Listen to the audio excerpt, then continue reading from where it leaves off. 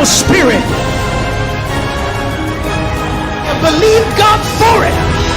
Don't wait till the battle is over. Shout right now.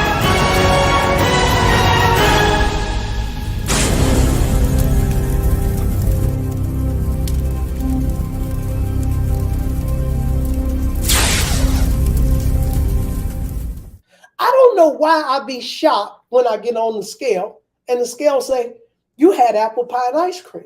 The scale say you had pop and cookies and cake and potato chips and pizza and donut. You had some donuts today? That's what the scale say. So you had donuts today. Why do you think I'm gonna go down when you keep doing the stuff to make it go up? Are you stupid? Are you dumb? Are you ignorant? What is your problem? And I'm telling you, that's how simple life is as it relates to money, finances, prosperity. What is your plan? And if some kind of way in your plan there is no discipline, you mean your plan doesn't involve sacrifice? Your plan doesn't involve you can't do whatever you want to do? This is what Joseph said. For 7 years, we can't do whatever we want to do. For 7 years, we can't spend it all. For 7 years, we must put it in a storage. We can't touch it. For 7 years, we got to sacrifice. For 7 years, we got to discipline. For 7 years, we gotta pump the brakes. For 7 years, we got to have discipline for a long time. For 7 years. But if we can take 7 years, we can become rich for the rest of our lives. If we can change our life for 7 years, we can change everything for the rest of our lives. Joseph had foresight. He put together a strategy and discipline. His plan was a roadmap to the destination of prosperity. His actions were to wisely allocate his resources. He had a plan. Okay, let me move on to point number 2. So let me wrap this up. There's a couple passages. In Proverbs 16:3, it says, commit your work to the Lord and your plans will be established. Commit your work to the Lord and your plans will be established. The word plans in the King James is thoughts. Your thoughts will be established. NIV say your plans will be established. In Proverbs 21:5, NIV says plans. King James says thoughts. The point that I'm making is your thoughts become plans. If you put your thoughts in order, organize your thoughts, they become plans. I thought about that. That should have been your plan. Write it down. Make it into a plan. It's your thought. Make it into a plan. It's your dream. Make it into a plan. It's what you desire. It's what you want. Make it into a plan. So prosperity is not just, this aloof concept. You actually have a plan and you prosper on purpose. You can actually, I met with this physician person a while back, right? And they measured my thighs, they measured my stomach, my waist, they measured my chest, my arms. They did this, how much water, what percentage of my body is water, what percentage is fat, what percentage is muscle. And he said, what's your goal? I said, I want to lose 12 pounds. They said, well, you may not want to lose 12 pounds. He said, you would like the scale to say a certain thing, but you might want to lose 7 pounds of fat, but you might need to gain 3 pounds of muscle. You might want to lose 3 pounds of water and gain 2 pounds of muscle. In other words, what's on the scale, you might want to bring it down. I wanted to say this amount. He said, but it can come down to that amount and you still have the same imbalanced ratios. So you have the right weight that you want to weigh, but you're still carrying too much fat or not enough water or too much muscle or not enough muscle. You want your stuff to be right. So you think you want to lose this much weight, but sometimes you got to let the weight take care of itself. Put together a plan. X amount of sit-ups, X amount of push-ups. You need to walk X amount of miles a day, and burn this many calories. And in time, right? Hey, this projection that he gave me, he said by, let's say 6 months from now, you will be on point. Now, how much you weigh at that point, we don't know how much you're going to weigh. But if you stay on this ritual, taking in this many calories, burning this many calories, doing these exercises, in 6 months, you'll be right where you want to be. It might be the 12 pounds off that you think, but it might only be 5 pounds off, but you'll be more muscular. You'll have less fat surrounding your heart. In other words, the man put together me a plan. It's a plan. And if you put together a plan could actually have dates and times of expectation. And sometimes you'll supersede your mark. All right. Number 2, take action. Take action. What are you doing? Put together a plan. That's point number 1. What happens when you got a great plan? Now you got to work your plan. Dare I say, putting together a plan and not taking action is just like praying with no plan. You can pray, no plan. That ain't going to work. Then you can put together a plan, but no action. That ain't going to work either. What actions are you taking? What are you doing? In this story, Joseph said, we're going to discipline, we're going to save. That's the action. What is the action that we're going to take? We're going to save. We're going to put it in a storehouse. We're not going to touch it. We're going to save it. That's the action.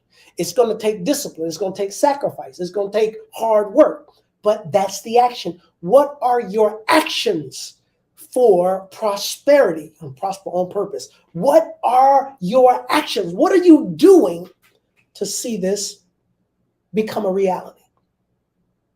I often say, fix your credit, save some money. Are you investing?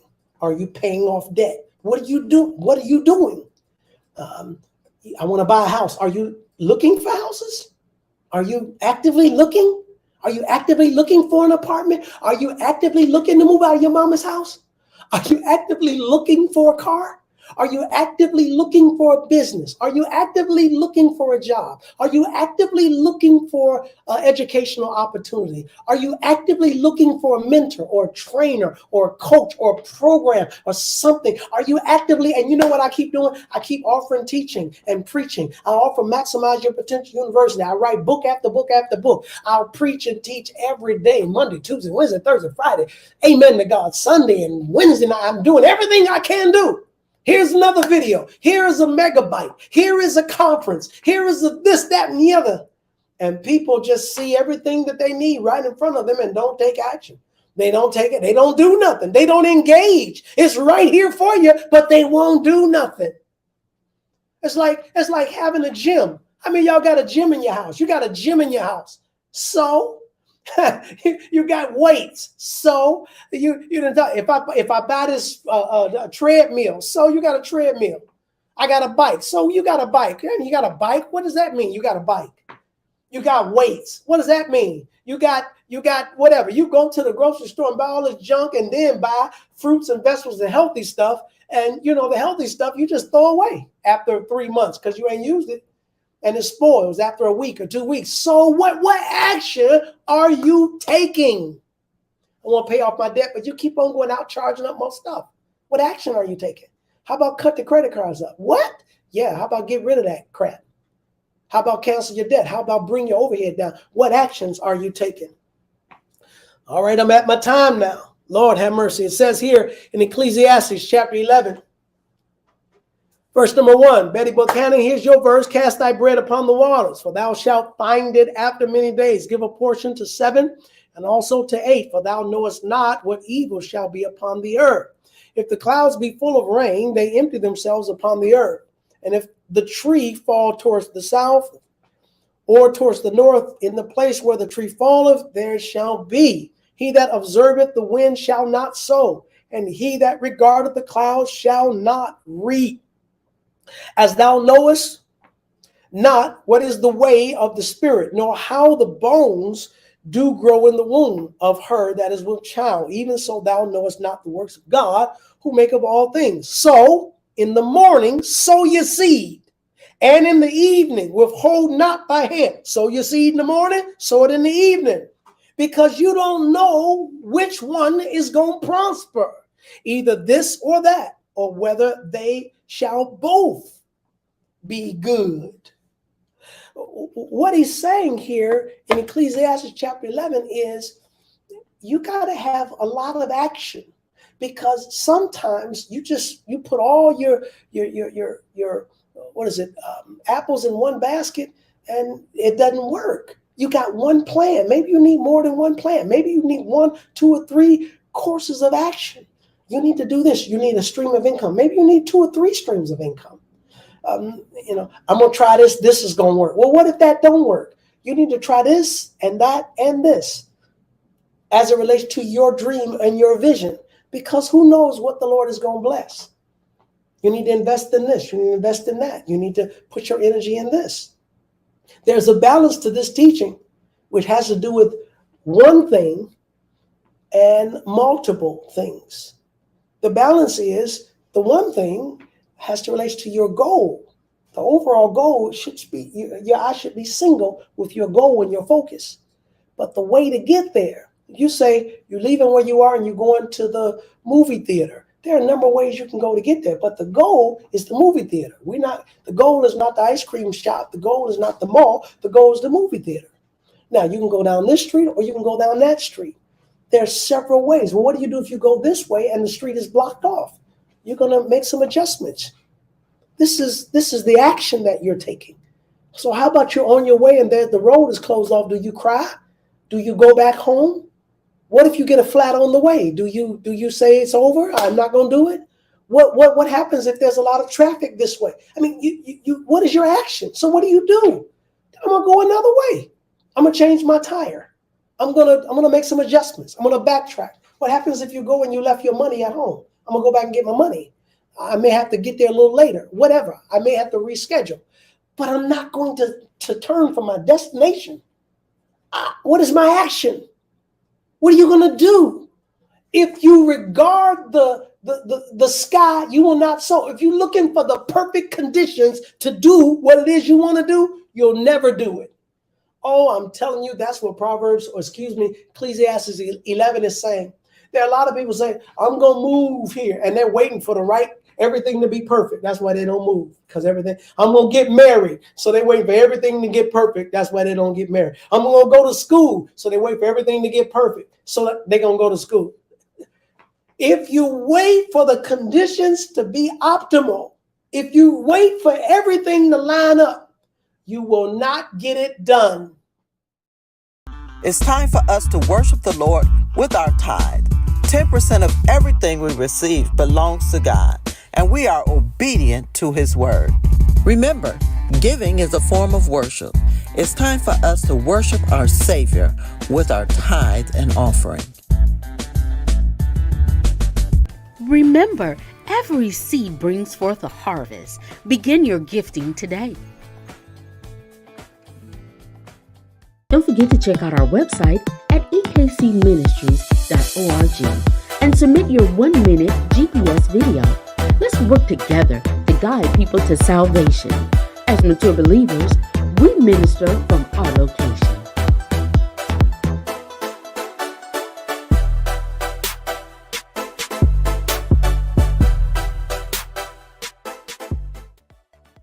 Hello, my name is Mother Yvonne Clark from Charlotte, North Carolina, and I'm very happy to share with you my testimony. Of course, the most important thing in my life is that God saved me. But there was a time in my life when I've had several miracles. One was when I had hemorrhage in the middle of the night. I was in the hospital, and the Lord sent a message to my mother. And she woke up and called the hospital, my doctors and everything. They thought she was crazy. But when they came in to check on me, I was very close to death. And that saved my life. I've never forgotten it. I don't talk about it a lot, but I've never forgotten it. I've got several times when God has been a miracle worker for me. Thank you for allowing me to be your GPS navigator.